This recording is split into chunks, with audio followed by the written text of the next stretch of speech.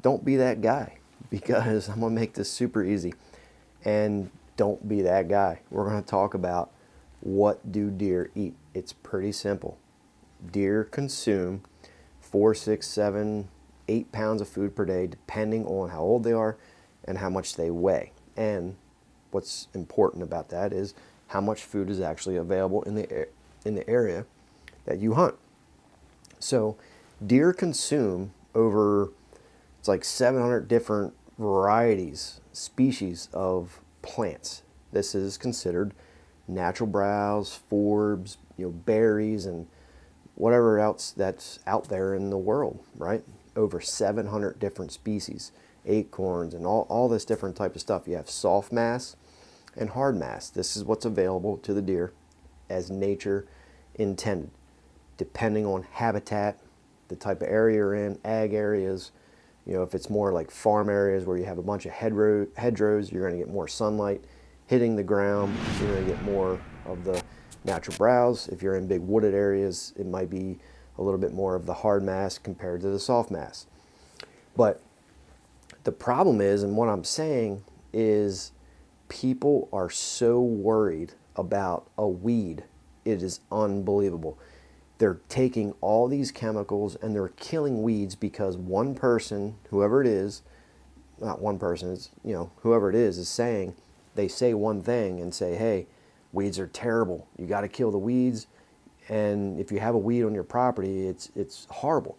Then you have people that go through their property and they 100% eradicate, say, honeysuckle, or they get rid of all these different bushes and briars and shrubs, and they eliminate 100% of that. And it's the worst thing you could do. Instead of eliminating, if your property is taken over by honeysuckle or a certain species, then yeah, you have to have a balance of certain things, and different varieties of natural browse and bushes and briars and shrubs on your property, not all one species. So yeah, go in there and eliminate 75% of the honeysuckle, or 50%, 40%, whatever it is. Eliminate it so you can allow different species to regrow, right? But you need a balance of that. If your property is shaded out by, say, ferns, for instance, those ferns shade out other species, and you got to do something about it. But we're talking, woody browse from briars and honeysuckle and, goldenrod and poison ivy. Poison ivy is very high in protein levels, right? And deer consume that. So when people it depends what state you're in, because a lot of this can change. Now, if you're further south, then yeah, weeds are, everywhere. Weeds are very beneficial because for a majority of cases, they're going to stay green year round. The further we get up north, right, the more we need of, balance of the weeds and forbs and grasses, in certain areas. And then all of it, we need woody browse, because woody browse is going to take over in those harsh conditions of, the winter time, December, January, February, March, until we start getting that flush of, green up in the spring. So how do you get woody browse in the northern states here, northeastern, far north, is you got to have some regeneration of some tree species and cutting down trees and hinge cutting, where you get that regrowth, and clear cuts or select cuts where you can get in there with sunlight. The sunlight can hit that ground, you get the disturbance, and all of a sudden in a couple years you get woody browse regrowth, because that's what deer consume in the winter months. Now, if you're planting food plots, right, you have to have common sense with that. Now, the far north here, weeds in your food plot is okay in the spring and summer. You're going to have, if you plant spring and summer food plots, you're going to have weeds. Deer eat weeds. It's beneficial to them. Each plant has a different level of nutrients, just like the food we eat.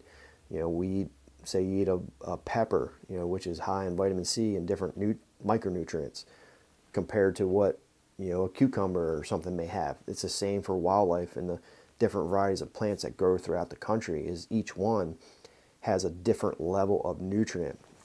So if you eradicate all of one thing and then you have something else, Well, they're missing certain nutrients out of a certain plant. So that's why it's important to have a balance of woody vegetation, grasses and briars and forbs and bushes and shrubs, right? And then also a balance of food plots on our property, because you have to have that balance for deer to eat. We're, like I said, we're talking hardmat, berries and briars, bushes, shrubs, food plots, brassicas, beans, all these different goldenrod and everything, right? There's so much stuff. Honeysuckle, deer eat honeysuckle, right?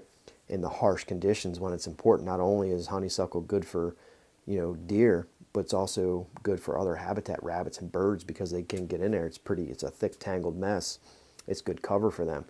So I've seen deer at the harsh conditions of time, in the winter, eat honeysuckle. It's what they do, right? So if you eradicate 100% of that, you just eliminated deer food, right? It's the same for turkeys.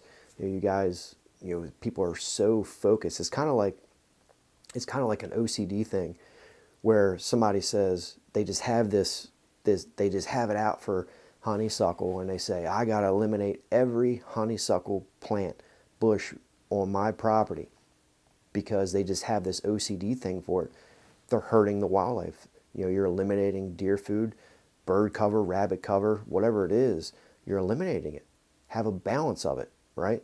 It's the same with having like soft edges compared on a hard wood line. You have that soft edge where it just fills up with natural browse. Deer eat goldenrod, right? They typically don't eat it till the fall, but they eat goldenrod. They eat honeysuckle, everything. There's so many things. I don't know every species, but briars, greenbrier and things like that. They just don't eliminate all of it. Have a balance of food on your property, and you'll have much better success. You'll have a balanced deer herd. You'll have a balanced food source within that property. I mean, some properties in those wooded areas, I've seen deer eat pine needles, bark off trees and leaves, and they scavenge for food, right? So have a plan on your property. Don't eliminate all of one species. You got to have a balance of it. Don't eliminate all of your honeysuckle. Make sure you have a balanced food source on your property, and in turn, that will attract more wildlife, because they know that they can go to your property to get what they need to get.